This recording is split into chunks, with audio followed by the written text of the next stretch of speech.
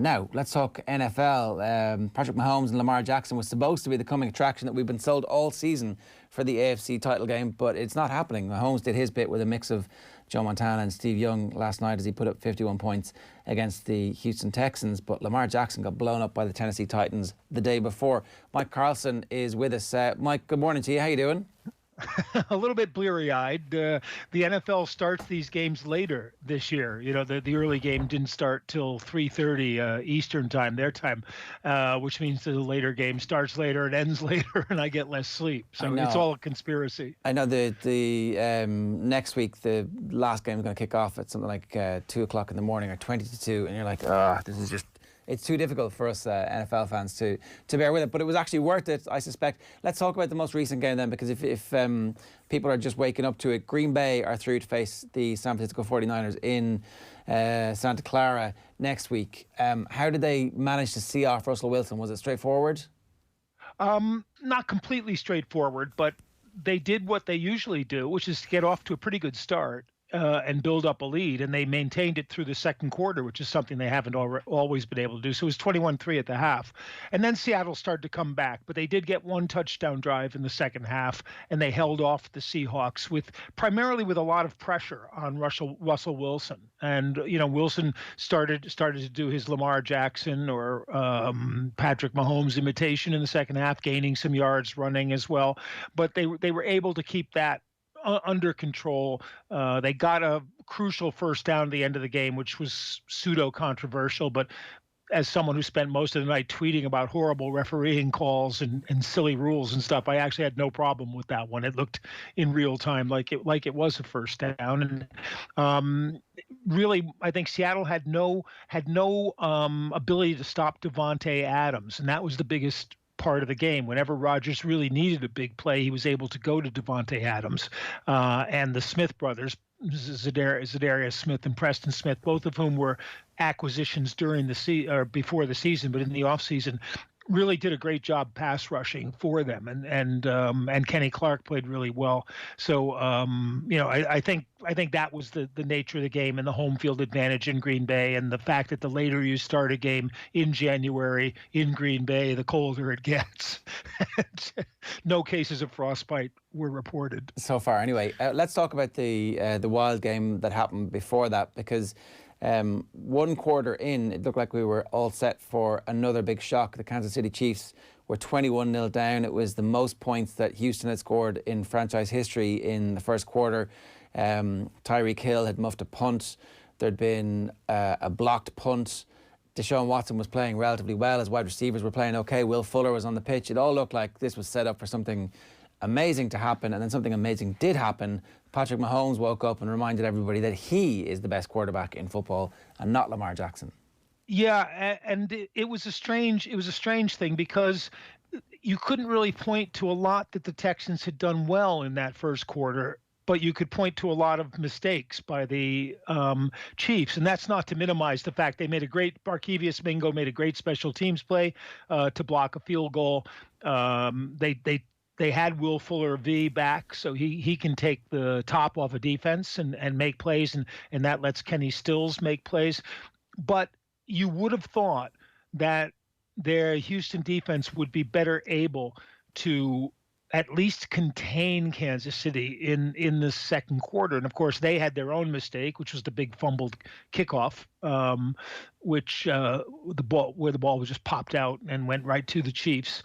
And Mahomes was clinical.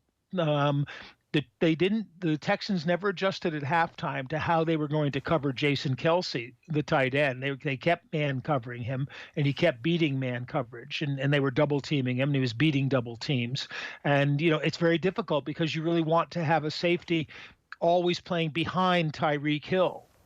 Because he can so easily beat the man who's covering him, and that makes it hard to double a second receiver, and that's what Kansas City take advantage of. And it was almost clinical. It was beautiful to watch. Mahomes was in such great form, and you know, my feeling with the Texans was always, if they keep the game tight, Deshaun Watson then can make things happen. He's another, you know, Russell Wilson, Patrick Mahomes, Lamar Jackson, who can just make plays out of nothing. And we saw that in the wild card round, where he literally was tackled by two guys and somehow bounced off of each of them and made a big play.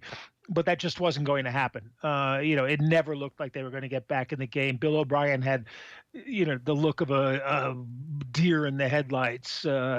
Just lost. There was this great moment when they were deciding to go for it on 4th and 1 because Watson wanted to go for it, and he didn't have a play, so they had to call timeout. And then they took a field goal anyway. So it was like combining three worst scenarios. And why an offensive-minded coach isn't ready with a play on that 4th and 1. Can't think of anything he thinks can gain 1 yard. Just was beyond me. That was 21-0 up as well, as far as I recall. So the panic had already set in. They could see what was going to happen. It's interesting. It's very easy to make the comparison between all these great young quarterbacks at the moment, Mike. But I'm sure there was plenty of Kansas City Chiefs fans last year after the AFC Championship game who were unbelievably frustrated after getting beaten again by the New England Patriots. But perhaps 1 year later, Mahomes, I know it's his 3rd season, but it kind of really feels like only his 2nd full season. He's older, he's wiser, and perhaps in a better position now to make the Super Bowl. Is there a similar lesson to be taken for the Baltimore Ravens going into next season? Because Jackson, I thought, was pretty good on Saturday night, but of course didn't get the job done as a team. Yeah, absolutely. And that's exactly what the case is. They'll look at what they can improve in the offseason, which is probably to get themselves more integrated into the downfield passing game.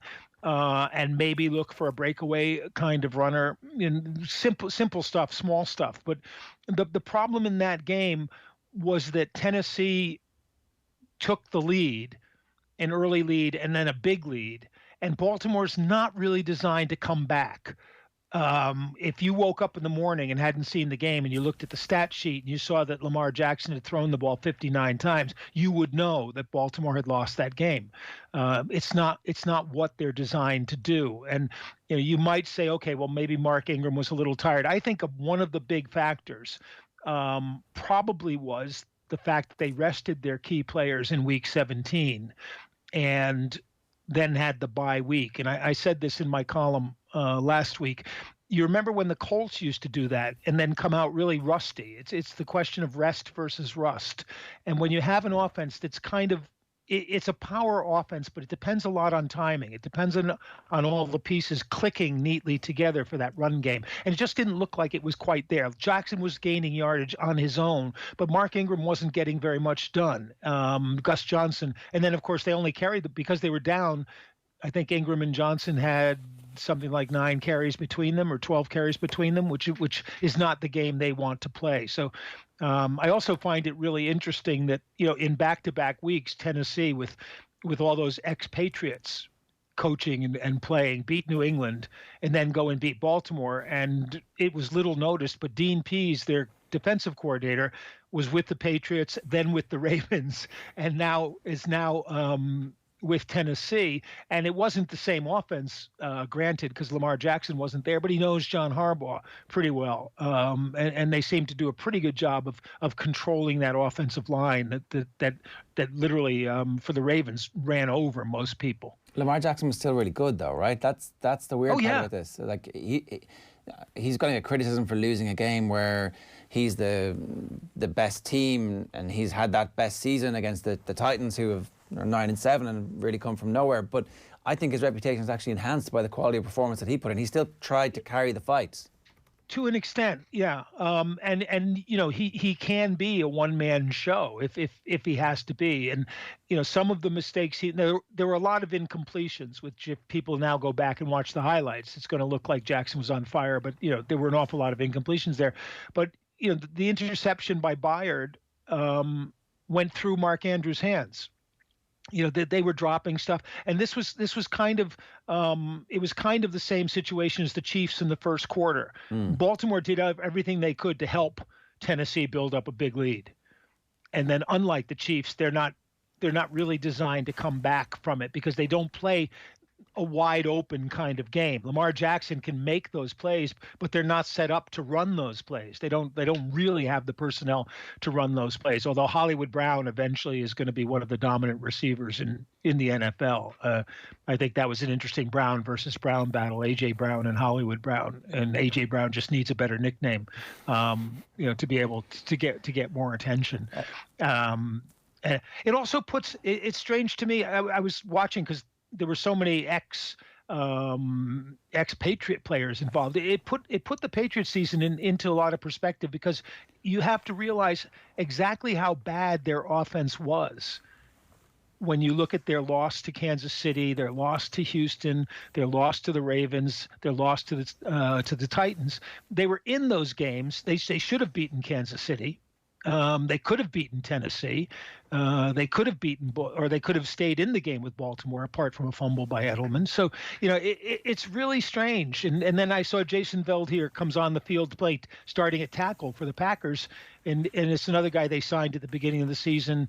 He wasn't ready to play. He was really in retirement, trying to get healthy again. And he came out, and there he is for the Chiefs, starting at right tackle and playing pretty well for Brian Bulaga, who was sick apparently. So I just thought it was a really instructive weekend and a really good weekend of games, and it sets up two really good conference championship games. Just one more thing for me on Jackson, Mike. I'm not sure if you're a fan of the artist known as Colin Cowherd, but he was on Twitter on Saturday night saying lots of NFL people who read they should be fired for not drafting Lamar Jackson earlier are having a second cocktail tonight, maybe a third.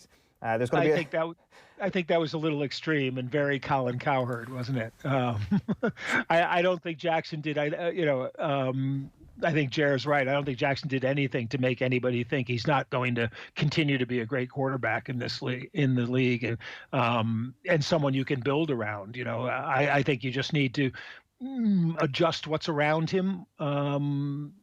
Because you have to figure on those situations where you're not going to be playing with a lead and be able to control the ball. And this is one of the things for Tennessee. If Tennessee get a lead on you, it's not like Houston. Tennessee will pound Derrick Henry down your throat. And if they're up by 10 or 13 in Arrowhead and it's not a nice day, they can control long drives, even if they don't score. They're just keeping the ball away from you.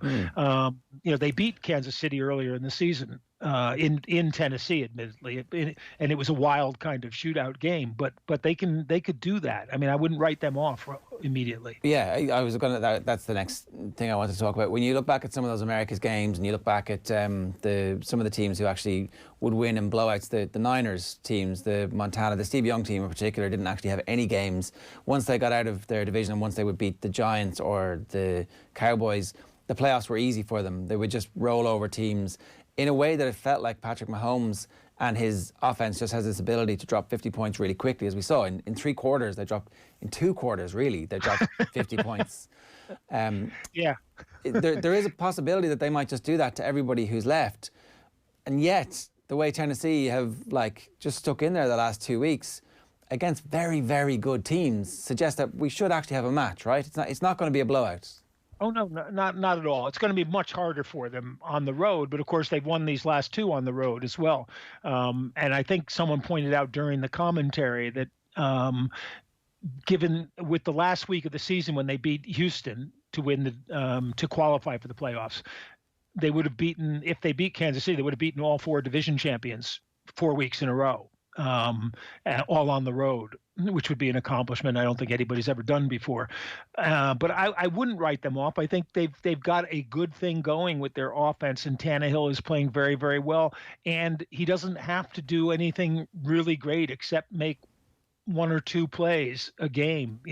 What did he completed 9 passes, I think, against New England and 8 against Baltimore. They threw so he's like 17 for 32 in 2 games. Mahomes did that in a half. It's really bizarre, and I'm just curious to see if they can come out and continue that on the road, because Andy Reid's teams do have a way of getting caught out at times in the playoffs. Remember last year when New England just came in and ran against them and took a lead, and Mahomes brought them back, but then they lost in overtime. They're better prepared to face the run, especially if Chris Jones comes back next week healthy. But it'll be an interesting game. I think people underrate Tennessee's defense a lot, and they played. Even when they give up points, they play really well. And Bayard will get a lot of attention, I think, if he makes a play in that game. Mike, I'm almost entirely out of time, but we haven't talked about the 49ers defense, which apart from the Kansas City offense was the other most dominant team on display at the weekend. Once they sorted out Akello Witherspoon and took him off the pitch, they were amazing on Saturday. And it goes a bit under the radar because it was such a blowout and their offense weren't great, but their defense was absolutely sensational. Yeah, and they've got people back healthy that they needed to have back, especially Jaquiski Tart at safety, which lets them do more things with their corners. But that when they played Green Bay earlier in the season, it was a rout. It was a very one-sided game in San Francisco, and I think that was because of their defense. I'm not sure what Green Bay can do to cope with that. I mean, you have to believe in Aaron Rodgers, basically, whenever Green Bay plays. I thought he actually had a really good game. Dropped a couple of amazing passes in, and I think San Francisco is going to have to be a solid favorite in that game. But we saw everybody was a solid favorite this past week, and I said take the Ravens with 4.5 points, and they lost by 4. So I'm really kind of messed up about that one. Mike, good to have you with us. Thanks a million. Thanks, guys. See ya. Mike Carlson there, a little bit bleary-eyed this morning after staying up late to watch the Seahawks crash out in Green Bay, which sets up the Packers' trip to San Francisco next weekend. We're going to preview all of those, of course, on The Snap, which is our brand new American football show, which comes at you every Friday afternoon across all of our social channels. It streams live at 1 o'clock, and then it's available for download on podcast immediately after that. You can subscribe to The Snap wherever you get your podcasts, on the GoLoud app or indeed whatever app you're using. And, of course, we'll also put it up in our highlights section. I presume everybody at this point is subscribe to our highlights section. It is 8:59 this morning. We've still got Kevin Kilban, Deal or No Deal, and the rest of our top stories coming up.